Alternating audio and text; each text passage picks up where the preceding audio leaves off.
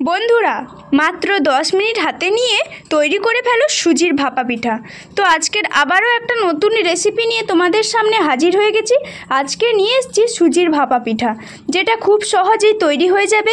যে কেউ একবার দেখলেই কিন্তু তৈরি করে ফেলতে পারবে। এটা দেখতে যতটাই সুন্দর ঠিক ততটা খেতেও সুন্দর, একদম নরম তুলতুলে স্পঞ্জের মতো। রেসিপিটার জন্য আমি প্রথমে নিয়ে নিচ্ছি 10 টাকার যে প্যাকেট হয় না, প্যাকেট সুজি, সেই প্যাকেটে 150 গ্রাম পরিমাণ সুজি, আর নিয়ে নিচ্ছি হাফ চামচ পরিমাণ লবণ, নিয়ে নিচ্ছি 3 চামচ পরিমাণ আমি চিনি দিচ্ছি এখানে। তোমরা নিজেদের ইচ্ছে মতো এখানে চিনিটা ব্যবহার করবে। আর আমি এখানে নিয়েছি 1 কাপ দুধ। এই 1 কাপ দুধে কিন্তু আমার হবে না, আরও আমার দুধ লাগবে। আমি এখানে 350 গ্রাম দুধ ব্যবহার করেছি। দুধটা কিন্তু এখানে পুরোটা একসঙ্গে দেওয়া যাবে না, অল্প অল্প করে দিতে হবে। এখন দেখো আমি একটা মিশ্রণ তৈরি করে নিয়েছি, আর ঢাকনা দিয়ে 3 মিনিট পর দেখো ফিরে এসেছি। 3 মিনিট পর আমি আবারও একটু মাখিয়ে নিচ্ছি। এখন দিয়ে দিচ্ছি হাফ চামচ পরিমাণ বেকিং পাউডার, দিয়ে আবারও কিন্তু খুব ভালোভাবে হ্যান্ড উইশের সাহায্যে এটাকে ফেটিয়ে নিতে হবে। তো দেখো আমি খুব ভালোভাবে এটাকে ফেটিয়ে নিচ্ছি। আর এখন কিন্তু আমি চামচের সাহায্যে তোমাদের ঘনত্বটা দেখিয়ে দিচ্ছি। দেখো পাতলার থেকে হালকা ঘন হবে, মানে ঘনর থেকে হালকা পাতলা আর পাতলার থেকে হালকা ঘন হবে এই মিশ্রণটা। দেখেই তোমরা নিশ্চয়ই বুঝতে পারছো। এখন আমি আবারও কিছু সময় ফেটিয়ে নেব।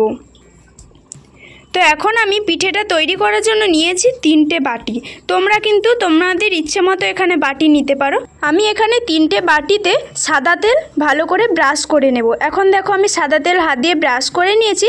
আর এখন ওই ব্যাটারটাকে চামচের সাহায্যে অল্প অল্প করে দিয়ে দেব। পুরোটা কিন্তু ভর্তি করব না, আমি অল্প দেব। দেখো অল্প পরিমাণ দিয়ে দিয়েছি। এখন আমি দিয়ে দিচ্ছি কিছুটা পরিমাণ নারকেল কোড়া।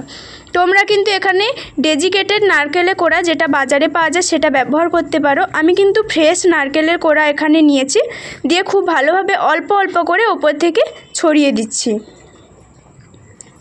এখন দেখো আমি নিয়েছি গুড়ের পাটালি। এই পাটালিটাকে আমি বাজার থেকে গোটাটা কিনে নিয়ে এসেছিলাম। শিল নোড়াতে হালকা আধ ভাঙা করে নিয়েছি, একেবারে কিন্তু গুঁড়ো করে নিই। দেখেই তোমরা বুঝতে পারছো হালকা গুঁড়ো করে নিয়েছি। আর এখন ওই বাটিটার মধ্যে ওপর থেকে অল্প অল্প করে দিয়ে দেব। এই পাটালিটা দিলে কিন্তু খুব সুন্দর একটা স্বাদ আসে, আর খাওয়ার সময় মুখে পড়লে খুব ভালো লাগে। এখন দেখো আমি আবারও ওপর থেকে ব্যাটার কিছুটা পরিমাণ দিয়ে দিচ্ছি। তো বাটারটা দিয়ে কিন্তু পুরো বাটিটা এখানে ভর্তি করা যাবে না, কারণ পিঠেটা তৈরি হওয়ার পর দেখবে তোমরা যে এই পিঠেটা অনেকটা ফুলে উঠেছে। তো এখন দেখো আমি বাটিগুলোতে অল্প অল্প করে আবারও ওপর থেকে দিয়ে দিচ্ছি। এখন দেখো 3টে বাটিতে বাটার দেওয়া হয়ে গেছে, আর আমি একটু এইভাবে ঝিকিয়ে নিচ্ছি। ঝিকিয়ে নিলে কি হয়, ভেতরে যদি কোনো বাতাস থাকে তাহলে বাতাসটা বেরিয়ে যায়, আর পিঠেটা একদম পারফেক্ট হবে। এখন আমি দিয়ে দিচ্ছি কাজু কিশমিশ, দিয়ে খুব ভালোভাবে সাজিয়ে দিচ্ছি। আর এখন দিচ্ছি চেরি। তোমরা কিন্তু নিজেদের ইচ্ছে মতো এখানে ড্রাই ফ্রুটস ব্যবহার করতে পারো। এখন দেখো আমি 3টে বাটিকে একটা প্লেটের মধ্যে তুলে নিচ্ছি।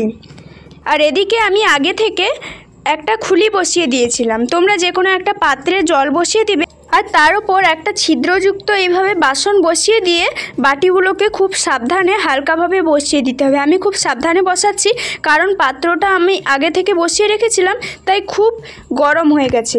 এখন আমি একটা ঢাকনা দিয়ে দিচ্ছি। তো তোমরা কিন্তু একটু খেয়াল করবে ঢাকনা দেওয়ার পর যাতে গরম ভাবটা না বেরিয়ে যায়। এখন আমি এই ছিদ্রটাকে একটা কাগজের সাহায্যে বন্ধ করে দিচ্ছি। এখন ফিরে এলাম 10 মিনিট পর। দেখো আমার পিঠেগুলো কত সুন্দরভাবে ফুলে উঠেছে।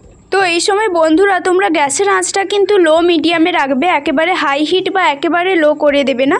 এখন কিন্তু আমি ঢাকনাটা খুলে নিচ্ছি, আর একটা চামচ দিয়ে এইভাবে দেখে নিচ্ছি আমার পিঠেটা তৈরি হয়েছে কিনা। তোমাদের কাছে যদি কোনো কাঠি থাকে তাহলে সেটা দিয়েও তোমরা দেখতে পারো।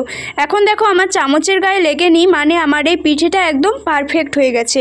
এখন আমি পিঠেটাকে দেখো নামিয়ে নিয়েছি। আর এই পিঠেটা যতটা ঠান্ডা হবে তত কিন্তু বাটির গা থেকে আস্তে আস্তে ছেড়ে আসবে। এখনও কিন্তু আমার পুরোপুরি ঠান্ডা হয়নি, এখনও গরম আছে আমার হালকা। বাটিটা উল্টে হালকা চাপ দিলেই কিন্তু এইভাবে একটা একটা পিঠে খুলে আসবে। আর দেখো কতটা সুন্দর হয়েছে। আমি যেহেতু ওপর থেকে ড্রাই ফ্রুটসগুলো দিয়েছিলাম, কি সুন্দর লাগছে দেখতে। খাওয়ার সময় কিন্তু এগুলো যখন মুখে পড়বে অসাধারণ খেতে লাগবে। দেখো বন্ধুরা একটা একটা করে আমি এখন বাটি থেকে কেকগুলো বের করে নিচ্ছি। আর আমার কেকগুলো কিন্তু এখনও সম্পূর্ণ ঠান্ডা হয়নি, আর বাটির গায়ে দেখো এক ফোঁটাও লেগে নেই। পুরোপুরি বাটির শেপটা কিন্তু এই পিঠের মধ্যে চলে এসেছে। কত সুন্দর হয়েছে আজকের পিঠেগুলো। বন্ধুরা, তোমরা যদি এই ভিডিওটা আমার ফেসবুক পেজ থেকে দেখো তাহলে আমার পেজটাকে একটা ফলো করে লাইক কমেন্ট করে পাশে থাকবে। আর ইউটিউব থেকে দেখলে অসংখ্য অসংখ্য ভালোবাসা। আর নতুন হয়ে থাকলে সাবস্ক্রাইব করে আমার পাশে থাকার অনুরোধ থাকলো। এখন দেখো কেকটা কতটা স্পঞ্জি হয়েছে আর কতটা সুন্দর হয়েছে।